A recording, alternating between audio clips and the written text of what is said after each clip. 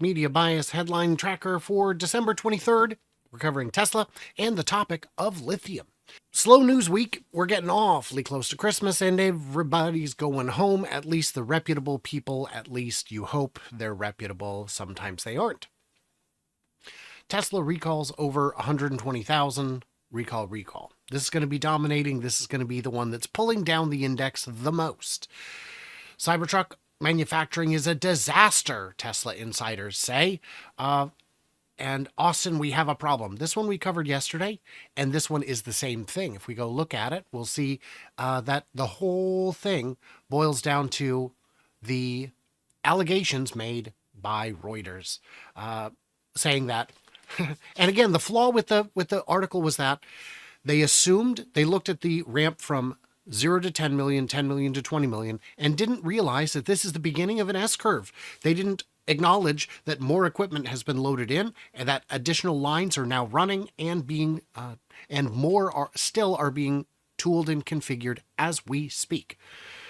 Ridiculous. It only takes 1360 to make one truck. These come, and we know they can make millions a month. So very, very lazy reporting. So then we've got Tesla Cybertruck delivers art exhibit parts, Powerwall. That's positive. Unveiled the latest robot. Positive. Tesla cost of ownership update. That's a neutral headline. It doesn't say disaster. It doesn't say breathtaking. It doesn't say amazing. No superlatives, just the facts. This is going to be a very unsuccessful article because clickbait sells. Tesla blamed driver 3 days ago. This one won't die. Yeah, you wreck your car, you have to pay for it. That's true, regardless of manufacturer. And we know that's the case because their insurance paid for it and they had to pay a deductible. So the insurance wouldn't pay for it if it was a defect that a warranty would typically cover. 3 good ones here. Talking about $1 trillion market cap, all based on one story. This one we covered yesterday, the hilarious headline, Russia has a new electric car that's totally going to destroy Tesla. Hilarious. This startup wants to turn your classic car into an EV using scrapped Tesla batteries.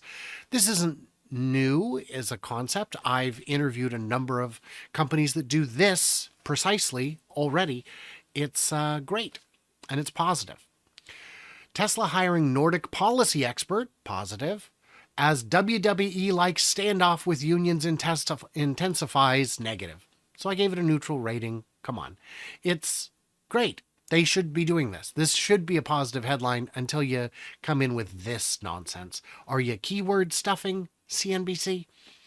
New Tesla cars are falling apart. The company says drivers are to blame. Wow. Rolling Stone knows that the worse the headline, the more clicks they'll get, and they are not stopping.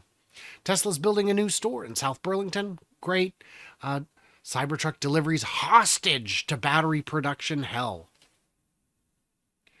Ugh.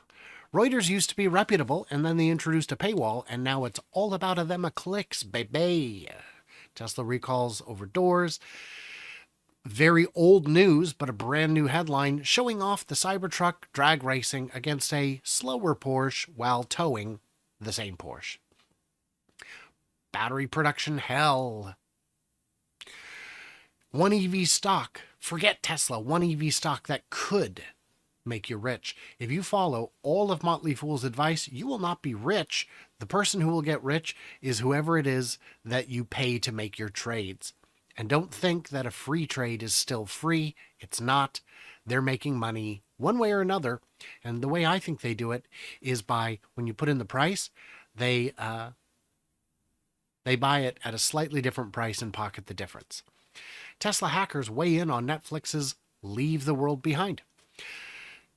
It would be a neutral headline, except that Tesla hackers. Bit dishonest. Recall. Tesla moves forward with plan to build an energy storage battery factory in China. And that is our 25 for today, giving us a bias of -20 with a trailing 7-day of -28. That's actually quite good. If you look, you'll see the trailing 7-day in red here is actually improving as time goes on. So hopefully this trend continues and we get closer to zero.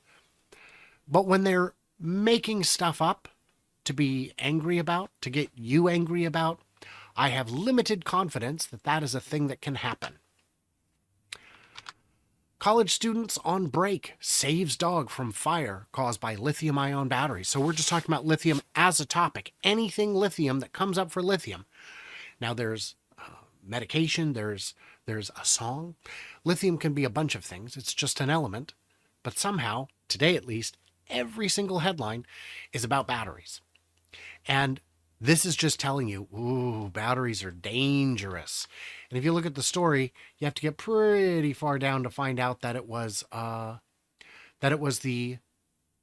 handheld tools that were being charged in the garage that caught on fire.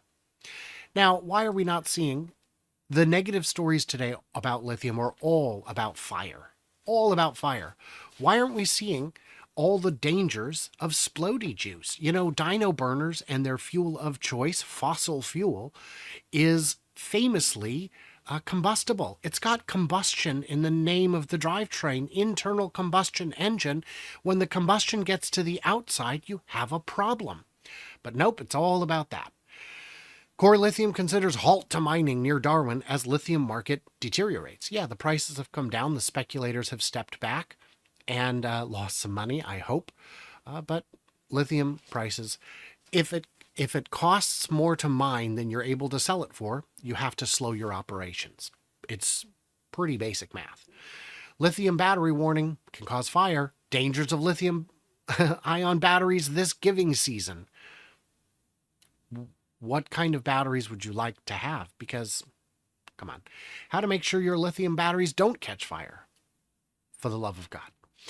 12 best lithium and battery stocks to buy. That's positive.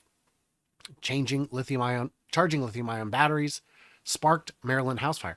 Now, it doesn't say what kind of device they were in.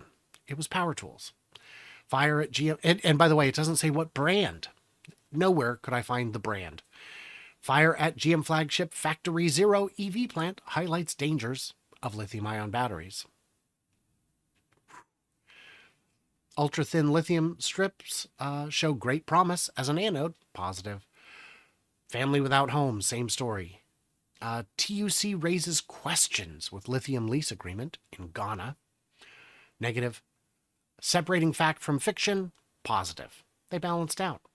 Power from a pop can, new anode. Buying an electric product, here's how to avoid fire hazards. It just keeps going. Hawaii wildfires leave lithium battery hazard in debris. It left a lot of hazards in the debris. Why are we picking this one out? Fatal fire serves as cautionary tale. Guys, unless you're also giving commensurate airtime to the dangers of splody juice, I don't know what we're doing here. Canada lithium prospects hope to advance despite headwinds. That's positive. Firefighters urge families to be cautious. This fire department put out a fact sheet full of absolute nonsense.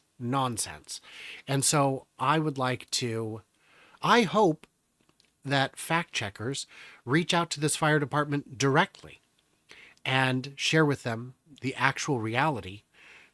And I hope they do so in obnoxious numbers, because they are misinforming millions of people, tricking them into believing something is more dangerous than it is, and that causes problems too. You are going to push people to stick with something more dangerous. And if the only way to stop you from doing that is by burying you in facts, so be it. Firefighters warn. American battery tech company announces initial assessment. Great. Lithium pulls back 15, but still delivers shareholders incredible 38% compound annual growth rate. Battery fire risks. Come on. How to make sure your batteries don't catch fire.